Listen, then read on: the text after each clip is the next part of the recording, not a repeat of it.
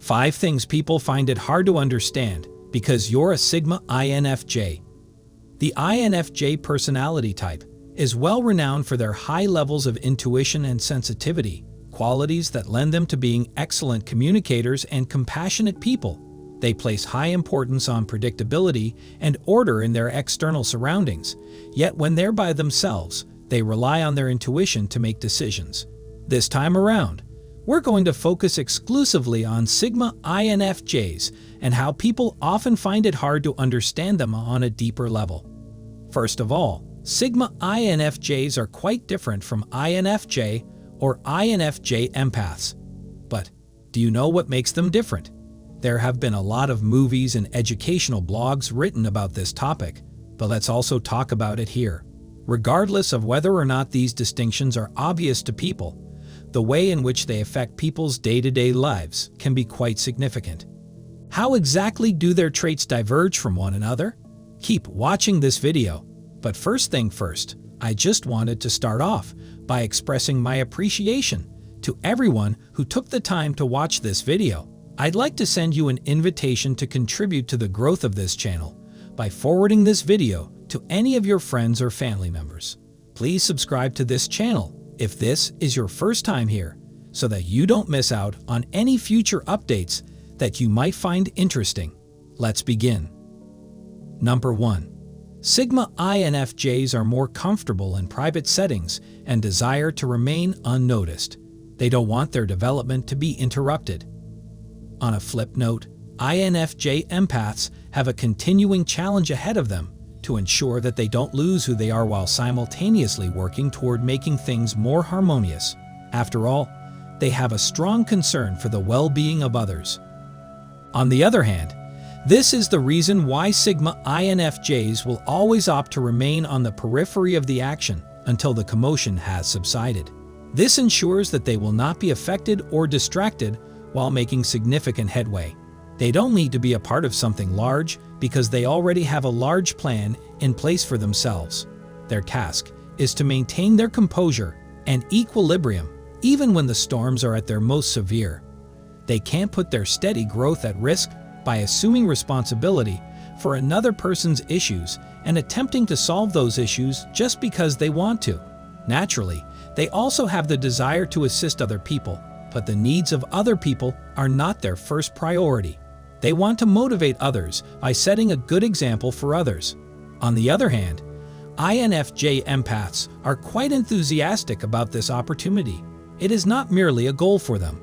Rather, it is fundamental to who they are that they strive to brighten the lives of others and make a genuine impact on the state of the world, despite the fact that they each view the world and interact with other people in very different ways.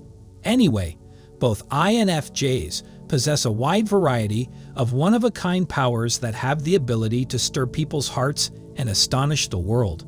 None of these distinctions would lessen their significance in any way. 2. Sigma INFJs use their alone time differently than INFJ empaths.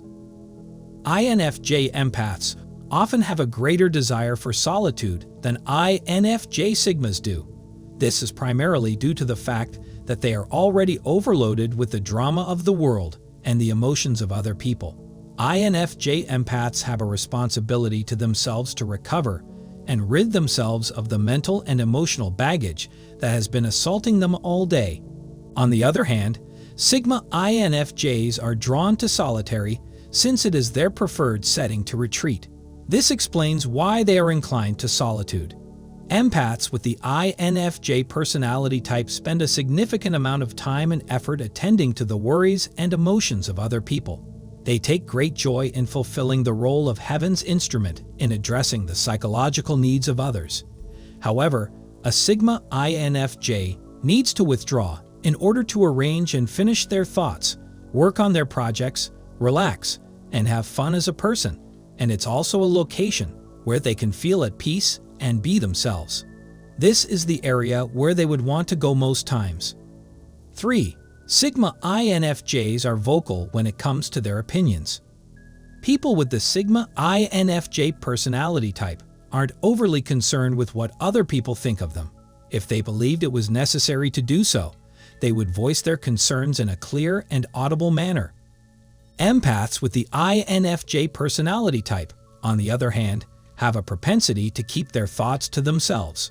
They seek to keep the peace in their environment at all costs and make every effort to avoid upsetting anyone. They don't shy away from confrontation because they are afraid of others. Rather, they abhor disorder. They're not good at managing the chaos, and they're worried that it may cause them to lose their composure since things may overwhelm them quickly. In the same vein, Sigma INFJs despise turmoil and avoid drama unless it's absolutely essential.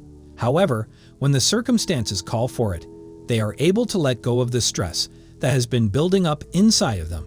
They frequently choose to communicate this internal conflict by being very honest about the positions that they hold. They're not hesitant to argue with people who disagree with them or their point of view. They're solely interested in bringing the facts to the attention of the general public and are not concerned with how particular people will react. 4. Sigma INFJs are not timid and easy to be swayed. If INFJ empaths almost inevitably run across toxic people who are just interested in using them and manipulating them due to their sensitive hearts and loving natures, this is practically a foregone conclusion. Sigma INFJs, on the other hand, have a natural resistance to narcissists, which makes it nearly hard for them to perceive narcissists as dangers to themselves or others. The distinction lies in the fact that, despite both types being capable of destroying the narcissist's ego and pride, only Sigma INFJs are able to do it right from the start, even before the narcissist has a chance to introduce themselves. This is an important distinction. Everything about a Sigma INFJ is an obstacle that narcissists have little chance of overcoming in their lives. On the other hand, INFJ empaths may have to go through the discomfort of learning their lesson the hard way before they can grow from it. 5. Sigma INFJs are capable of taking care of themselves and can function quite fine on their own. When it comes to matters of emotional attachment, INFJ empaths are constantly striving to differentiate themselves from the emotional worlds of those around them.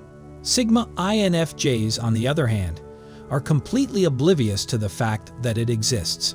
Sigma INFJs are exceptionally self-reliant and autonomous, and they derive a great deal of satisfaction from catering to their own requirements in the absence of other assistance. However, INFJ empaths may need to reach the point where they are desperate enough to detach themselves from whatever it is that keeps them awake at night. They must first go through a phase in which they experience psychological burnout. INFJ empaths have a propensity to look for the positive in every situation. Consequently, right up until the moment they experience pain themselves, they will do everything in their power to alleviate the suffering of others, not realizing that they are gradually sacrificing themselves in the process. So, tell me, what are your thoughts on this matter?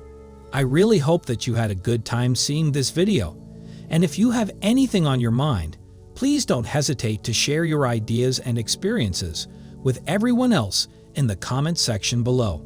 Don't forget to subscribe to our channel and activate the notification bell icon so you can be notified when we upload new videos. Thank you.